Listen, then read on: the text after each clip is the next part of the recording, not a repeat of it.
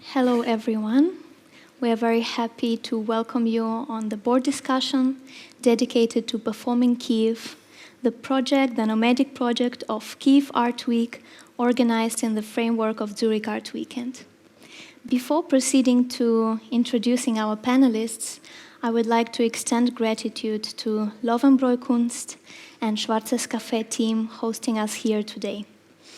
And coming to introduce our panel discussion participants, I would like to start with Eugene Bereznistky. Eugene is a Ukrainian curator, a founder of Kyiv Art Week, co-curating Performing Kyiv project together with Maria Vtorushina. Dr. Daniel Stauffacher is a former ambassador of Switzerland, a delegate of Swiss Federal Council, and a founder and president of ICT for Peace Foundation. Thank you for being with us here today. And Nika Timashkova is a Ukrainian-born Swiss artist participating in the project. We are very happy to have you here today. And today we will also have a video input by Maria Kulikovska, Ukrainian artist who is currently based in Kyiv. My name is Olena Yegorova. I am a Ukrainian curator, public program lead for Zurich Art Weekend 2023, and a moderator of today's discussion. I'm very happy to see all of you here today. Thank you for coming. And I would like to start our discussion with inviting Eugene to tell us more about Performing Kyiv project and how it was born. Thank you so much for this opportunity. Yes, first of all, thank you everybody who came here on this rainy, gray day. I hope you will enjoy a little bit of the time with us. Yes, my name is Eugene. I'm an artist since already a while, and I'm a newcomer to Zurich. But I would like to say that it was a very big and pleasant experience since last month of 2022, when we met with Daniel, who became actually a guide to Zurich or the Swiss art community. And really grateful to you because you really made this way really smooth, and I'm really grateful. Daniel introduced me to team of Zurich Art Weekend, and that was a love at first sight. We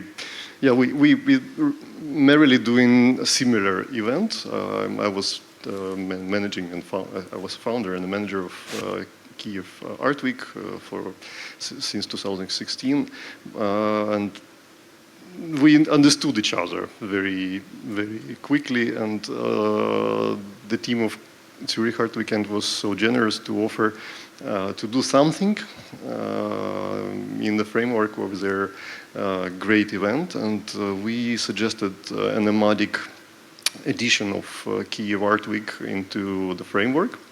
And we thought of something elegant and small, not with transportation of enormous exhibitions, which is also very limited due restrictions imposed by full-scale Russian invasion, but also we thought to do something like really interesting, which would differ from ordinary practices, and we put together the performance program, which is called Performance Kyiv. Very easy, and that was a little bit of a challenging to put together because of the difficulties of logistical difficulties, because now the artists are widely spread around the world because of all the events happening in Ukraine, and some of them, which are in Ukraine, will also have some troubles going out of Ukraine, especially male artists. But yeah, we will overcome. And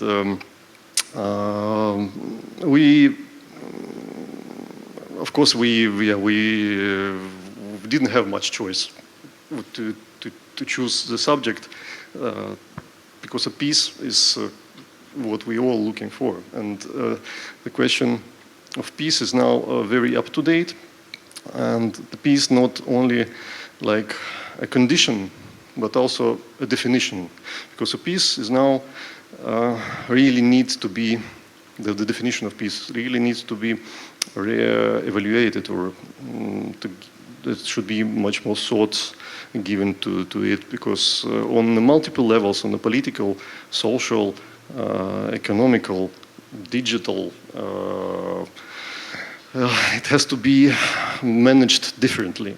And artists and the culture, they are always on the forefront, on the front line of visions of the future. And that's how we are fighting, and that's our mission. Yeah, that's our mission, to spread the word, to speak aloud, and about the values which has to be on the ground of the new definition of peace, or the new communities, and how people have to live and to behave in order to achieve this common peace. And I think maybe I shall describe the project a little bit, or shall I? I think it's interesting what you mentioned about the various frontiers on which the peace should be redefined currently. And one of them mentioned by you was the peace in digital space or in cyberspace. And I think that Daniel has a lot to tell us about the project and the mission of his project, the foundation ICT for Peace. I would invite you to tell us more about it. Thank you so much. I'm really happy to be here and grateful. But I still have to start on a somber note, because the way in Switzerland, how we were coming to this situation was, of course, because of this illegal, unjustified aggression and the continuing atrocities that's going on. And in a way, we are helpless, and everyone tries to do a little bit. So this was for me the starting point. Also, the terrible breach of international law and the UN Charter, and that's something that we cherish dearly, also from ICT for Peace, because the construction of peace originally depends on the international law, the international humanitarian law, and so forth. That's where we come in. And of course, politicians and military people have failed in a way to prevent this war, and I don't see how they can, in the near future, build peace. And that's why I also was very much interested what other members of our society, its particular artists, can contribute, like ICT for Peace, Art for Peace. And thanks to Olena from the Swiss Embassy and Domino Birki, we met you, and then I was really happy that Charlotte, who is here, I think, from the Zurich Art Weekend, then together with Olena responded so positively to this. And of course, they are brothers or sisters in arms. They do this kind of affairs. And so that's why we are here. Now, maybe a few words about cyber and how cyber and peace changed. Of course, as I started from the sort of traditional modus, the international law, the post-Second World War architecture that we adhere to the UN Charter and so forth. But that was in the physical space and kinetic space, and so we are entering the cyberspace. And what does that mean in the cyberspace? And we as a foundation have spent a lot of time on how to use technology for peace, peace building, peace operations, human rights protection on one hand, but also how to maintain the cyberspace that we cherish, which is so important for us, remains peaceful. At the same time, we have, of course, seen the development of these tools in detrimental ways, not only impacting relations among states and that they attack each other, but how they impact the human, what we call the human security or the human insecurity, and through social media, misinformation, disinformation, hacking, whatever, you name it, it's all on the table now. And there we have a different kind of peace or absence of peace, which we have to think about and worry about and try to solve it. And the measure peace, that's in your title, is of course very complicated in this, in an additional layer of non-peace. But I'm hopeful that with artists and new ideas, we can find new ways, and we have to. And then maybe later I can add some examples of art in the field of peace building, peacekeeping at the later stage. Thank you. Thank you. That would be very interesting to hear about the examples, and we would come a little bit closer to that part shortly. And meanwhile, I totally agree that art allows another space to raise awareness, to talk about peace, and also it has this potential to evoke empathy on much deeper level, on the level that is beyond language, beyond analytical, as it addresses to human emotions. And emotionally, no matter what part of the world we are all the same, we are human beings, and this is very important. And I really can say that using or choosing performance as a media to raise that awareness is a very good choice, and I would love to hear maybe a little bit more in detail about Performing Kyiv artists and performances that are going to take part. Well, thank you for pointing out to that. Well, this program, it's not very big, but it's very precise. So we selected the artists who would speak on various levels, somebody would be more explanatory and talking about political realm. Some of them would be speaking about their personal things like overcoming trauma, surviving, finding in new ways, finding in new lives. But all of them would be speaking about the same, about the human life and the value of human life and the necessity of human to be together and to build a community, which is based on the very easy principles of pluralism. And when I'm talking about pluralism, not in a sense which would philosophers say that it's a freedom of will, but it's more about the freedom of speech, of the expression. And we probably might address Hannah Arendt, who would once say that humankind barely had any significant amount of time when the peace was there on the earth. And the peace is always the question which is not built by the states, it's built by the communities. And the communities have to be formed not by somebody in a hierarchical way, like somebody would impose peace. Well, like now the politicians who will try to pacify the conflict, saying that we will force the peace. But that's not how it's done. The values produce the peace. And yeah, the artists who are there in our program, they are very precise about their expressions.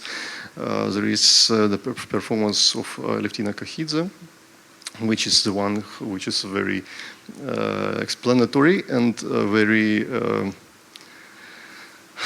exciting in the way that it's built up like a drama theater with roles and people interacting. It's not like a panel discussion, but it's more like a play in a theater, and it's really a performance in a way that's like performance arts. There is a very interesting project by Roman Mikhailov, who would be I will just tell more. He's going to burn the matches. Well, we have matches, like, safety matches, like normal one to burn the fire.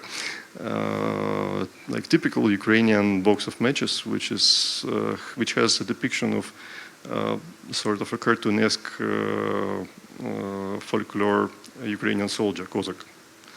And it has the matches inside, which are all, the heads of the matches are covered with the raspberry color. I don't know what's correctly called this stuff which is burning.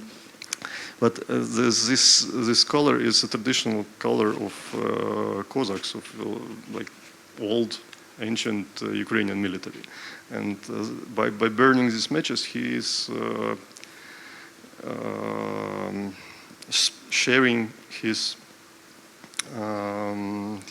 life with his reflections with the people who are dying on the forefront. Like every other match which is burned, it's like people who are leaving us, who are going away. And it's also very touching on the multiple levels and very descriptive. There is very interesting project which we don't know yet if we would be able to do it. It's by Danilo Galkin, who is suggesting a very provocative thing with, I don't know, shall I tell this story or? Let's keep it secret. So okay. probably that would be a great surprise when it's happening, because actually the surprise component is an important part of it, right? It has to be there. They're just thinking that when I'm talking, it's difficult actually to talk about the performances, because the basis of performance is when you have to see it first, and then. Yeah. Well, when you're describing it, it's already like you're spoiling. But thank you very much for the sneak peek into the program. I think that's also very important and very interesting to There would be talk one about. actually, which is going to be very, very nice. But we'll have Maria Kulikovska. She will be having the video here, and we have a wonderful artist, a Swiss artist, but of Ukrainian descent, who will also join our program, and maybe we shall invite Nika to tell us a little bit more about her practice and her connection. Sure. I was born in Ukraine and raised in Switzerland. And I think for me it's, in my artistic work, this question of identity or where I belong is very strong. Also, all these languages, because I grew up in Ukraine, but in a Bulgarian village. So I had Bulgarian, Russian, Ukrainian, then I moved to Switzerland. So this is something kind of my background.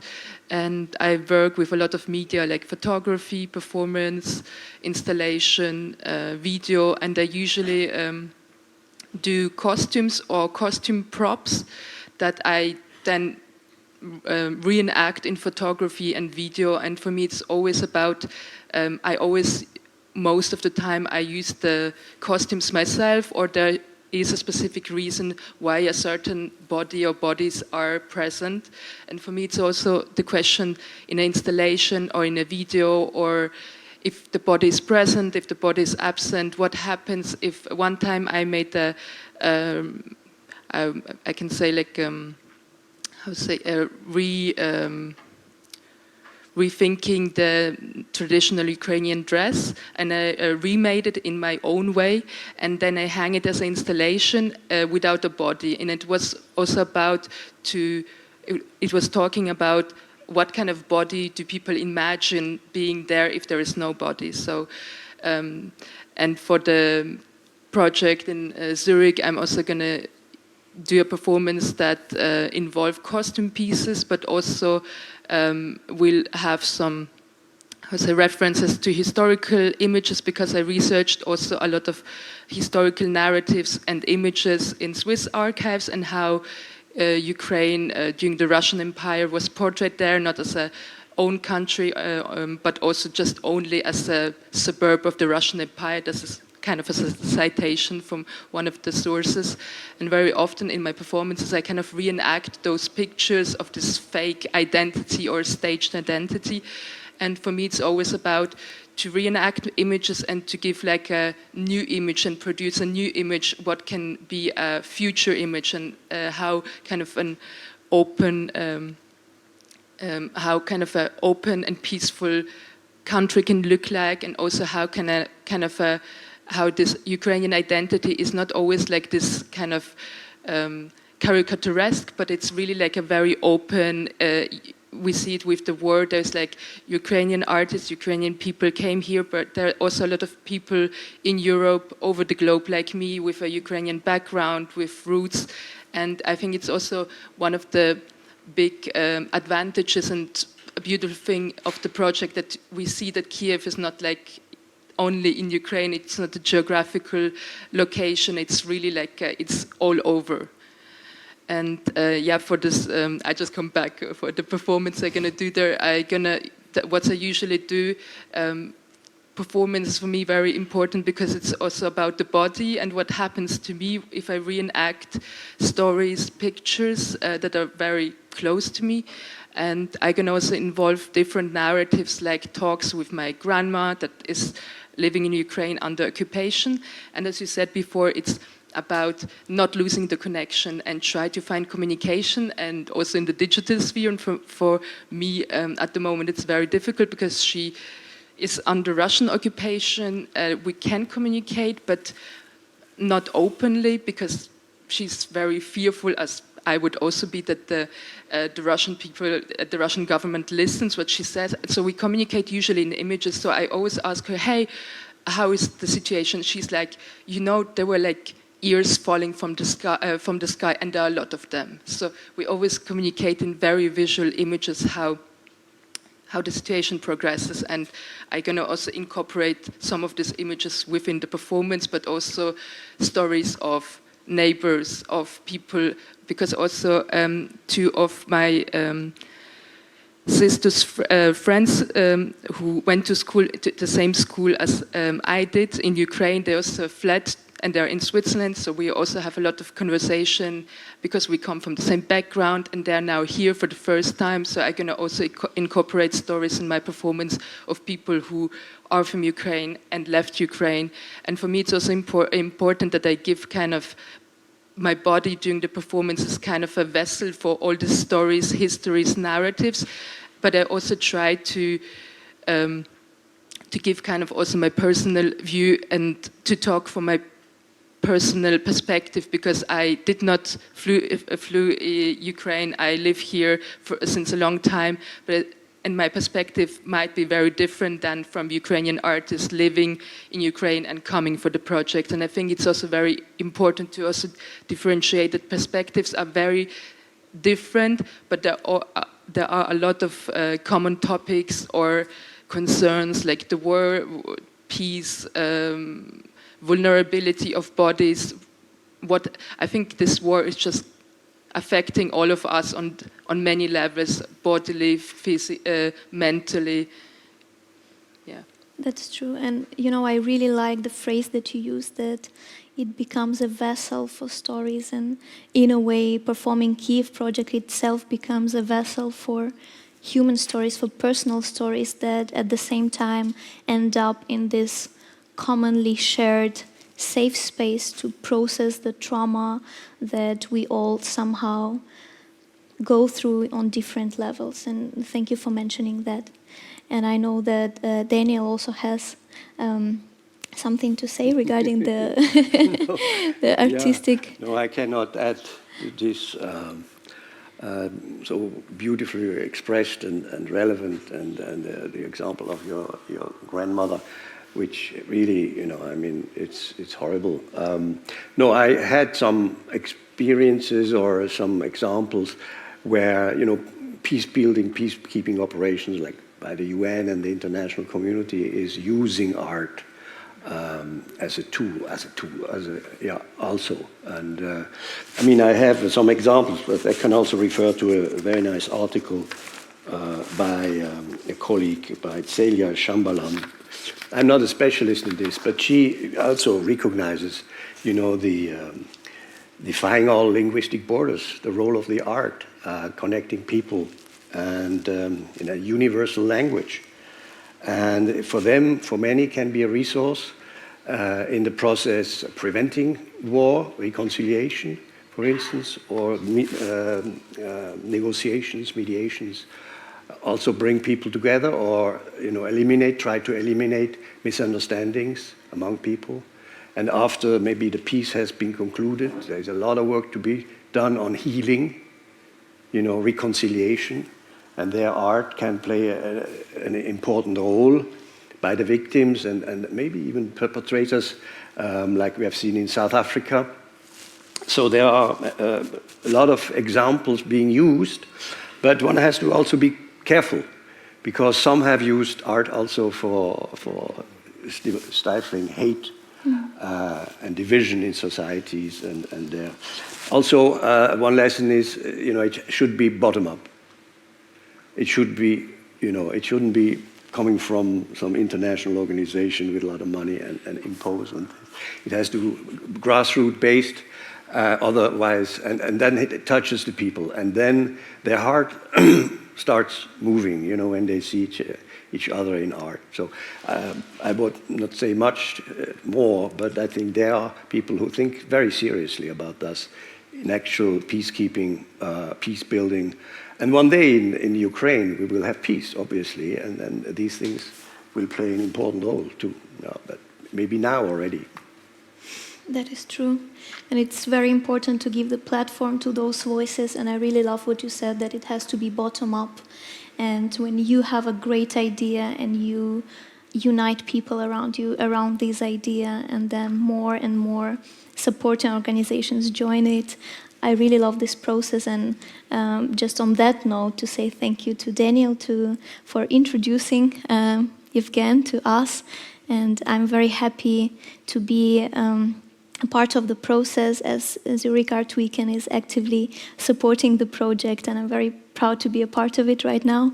Indeed. And yes, I think it's we all share this important mission to create a platform for the voices that are muted and to pursue peace. And on this note, I think it would be very important, talking about the platform and voices, to play the video of Ukrainian artist Maria Kulikovska, who was unfortunately forced to leave her homeland not once but twice during the course of the history of Russian aggression against Ukraine, and she will share her story with us now. Hi everyone, I'm Maria Kulikovska, an artist, actionist, performer and architect. I am double displaced person. I don't like a term refugee in my case. I'm 2 times in my life experienced what it is life in exile. First time when the war for me started in February 2014, when Russia annexed illegally Crimean Peninsula, my homeland. And since that time, I'm degenerative artist and forbidden artist in Russia and the occupied territory, which is my home. And since that time, I am living and lived in exile around Europe, in many different towns, countries, but never built a base until 2020, where I finally, when I finally started to build my home, new home in Kyiv, in Ukraine, in capital of Ukraine, together with my partner and my co-author, Oleg Vinichenko. We started to build our studio here and our life. And then I got pregnant, and I struggled during the pregnancy quite a lot. And then finally, five months before full invasion, I gave a birth through the heavy operation, and we got a beautiful daughter, Yeva. And finally, I felt myself very happy happiest person ever in the whole universe. I finally built a beautiful house. I started to build our own art space, independent art space and studio. I kept working as an artist, and then happened full invasion. 1 month after that, I was forced to flee from Ukraine again to EU, and since that time, the last year, I was living in exile around Europe again. Right now, I'm making this video from Kyiv because I felt that I really need to return to my home to feel it and feel myself. But I'm okay. Why? Because art. I strongly believe that through art we can make a lot of things and as well fix a lot of conflicts. When happened the annexation of Crimea, when I end up in a dark depression, in a low bottom of my life, when I was homeless, especially that time, art helped me and art survived me. I survived through art, not only mentally but physically. People united. It's a space of freedom. You can be completely free and independent. You can spread the truth and tell the truth through your heart and your soul, through the skin. Art can be like pure art, can be as a pure soul, a place for healing and talking about our traumas and discuss and share about what is really bother you and what is your fears. And it's the first step to heal. That's why I know how to survive. And when happened full invasion last February, I was not depressed. I was not disappointed. I just knew that I need to keep working. I need to spread my voice to be able to be alive, to feel myself, and to give this platform to others to feel themselves and to be alive. So I really believe that through art we can change the world. Slava Ukraini!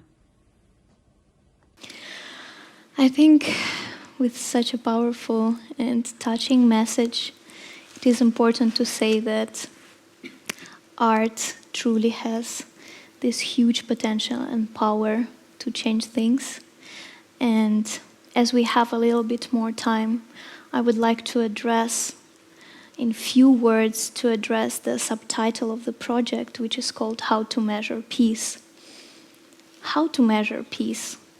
Can we measure it through the general situation, or can we measure it through personal stories? What is your connection to peace? And talking about the future,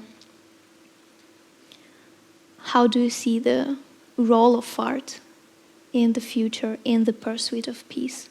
This is the question to Nika. I think it's very interesting, as you say, like measure and peace, and it's something it's nearly contradictory.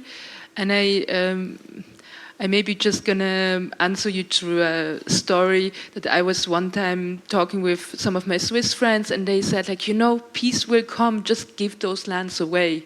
And then I said, like, no, this cannot happen, we cannot just like always give things away. And this is also sometimes the price is very high of peace, and you don't want peace under for bad conditions. We need to have our land back. And how I say, the value and the measure will be the lives of the people who fought there and are still fighting. Exactly. Maybe the stories of people let us understand it better rather than numbers and statistics and the articles. What do you think, Evgen?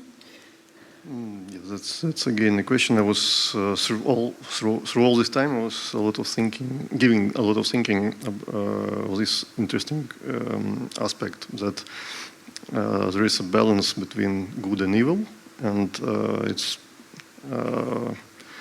vastly considered that the good has to be defenseless. To which I disagree, because defending your values, it's also part of being good. You are consistently good. You have an idea, and if this idea is based on universal values, you have to defend it. And it's not that somebody said to us that this is good and you have to fight for it. We feel it, and that's how it's built on. That's why good has to fight evil. And I just remembered one little story. When it all just started in March, I was in Lviv, and I was volunteering. I just met guys from Spanish newspaper El País, and I just helped them to translate and to get around. Later, I've been told that this profession is called fixer. So I've been fixer over wartime. And the guys the journalists were doing very good materials, the articles for El País, and it was not reportages, it's more like essays and more opinions. And I remember we once went to the railway station where there were an awful, terrible lot of refugees, because Lviv is one of the cities on the west of Ukraine where it was a kind of a hub of, where people would be going by railway and then would be making their way towards Europe. And it was a terrible mess. And they wanted to write an article about the children in war. And it was one of the most complicated, the difficult impression for me, because you're talking to children, and children, they don't have the bias. They just feel, they're just natural. And we had a lot of very unpleasant interviews. It was also very difficult to speak to children because the parents would refuse to give this opportunity because they didn't want to torture the children to be tortured even more. But those who allowed, there was plenty of unpleasant stories. But one I remember, it was very simple, but so descriptive. And the little guy was asked, what does he want? Well, because there were a few questions related to how did he end up here and something. But in the end, the journalist would ask, what do you want? And he said, I want home. I want to go home. That's where I was completely crushed. Yeah, I'm sorry. Yeah, all this stuff. Yeah. That's a very powerful message. And then another question, what is home for many people? And yeah, when we talk about land is home for so many people, for so many personal stories. And I think it's a very great mission that we have with the Performing Kyiv project to give voice to those people, to hear them, to let them tell their story, to let them describe what home is for them. And on that note, I would just want to say, first of all, that we are cordially inviting you with a big pride to join and attend Performing Kyiv performance series during Zurich Art Weekend that will take place from 9th to 11th of June in various locations, and we will announce these locations shortly. And if you have any questions to our panelists, we still have 5 minutes. Please feel free to ask.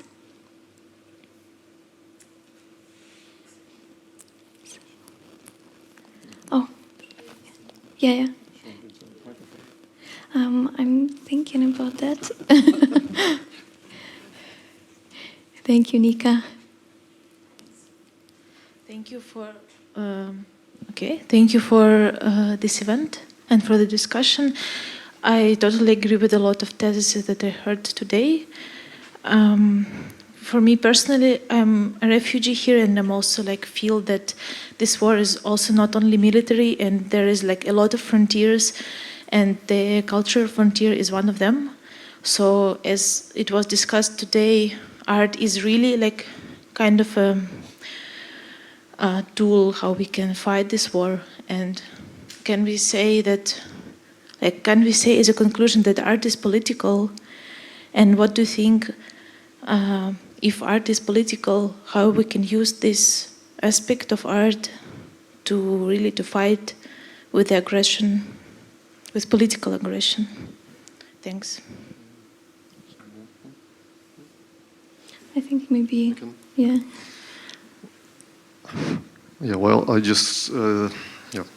take this, this question. Art,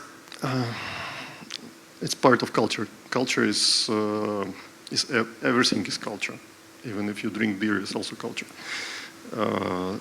We just have to be very cautious how do you use it, because I once said that art is a very precious asset, but also art is a very dangerous weapon.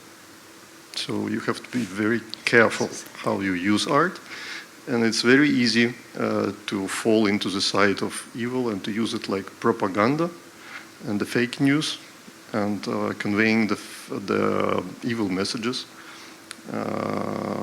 Because art and culture is a very efficient way to reach the minds. So it's your responsibility which side you take. Thank you, Evgen. Maybe just for some people, sometimes you are an activist, sometimes some artists are not activists, but the symbolic part of art is very strong, because symbols can really have a great and big impact. And I also think that art, sometimes without words, it can really go under your skin, and it really has another impact than only watching the news and the media. It's really just really sometimes can transmit feelings better. Thank you very much. And I guess we have time maybe for one more question. If someone else has the question, please let us know. So I had a question actually for Daniel, because before you asked a question about how to measure peace, and actually maybe in the digital realm, for me even it's not very clear, so how would you being an expert in peace and peace building, how do you measure peace, and what's your experience, and I've taught you. Yeah, right. I tried to say it a little bit, but I think in a kinetic war, it is a clear cut. You have war and it stops, and then you have peace. But in the cyberspace, this is not the case, because we have so many layers where social media and so forth are impacting the individual, and that's what we call the security, the personal security, the human security, which was not so much in the minds of people before. We were thinking of kinetic wars, and then it stops. But this is now completely changed the definition of war and peace, and makes it much more complicated. You could have wars simmering under the threshold of war, physical war. And that's what's happening today between the major powers. Just not enough so that you wouldn't retaliate kinetically. This is, for instance, the attacks on critical infrastructure, hospitals, financial systems, and so forth. But then even worse is hate speech, misinformation, disinformation, hate speech. We have examples in Burma, where people were mobilized against a whole group of people through social media, through Facebook, for instance, and no control. So, and so forth. So we don't have the solution. And so the measurement is even more complex than the definite war and peace situation. Also, I think for peace, for you, Ukrainians, the peace and the measuring peace is a totally different one than we have from the outside, and I think we have to be humble and as you mentioned, so just give away a little piece of land and then we have peace. And of course we don't have peace. We will not have peace. So I would also maybe, differentiate also in that sense. For me personally is really also the breach of international law and sort of the post-Second World War constructions where all major powers, including the aggressor, was part of a system.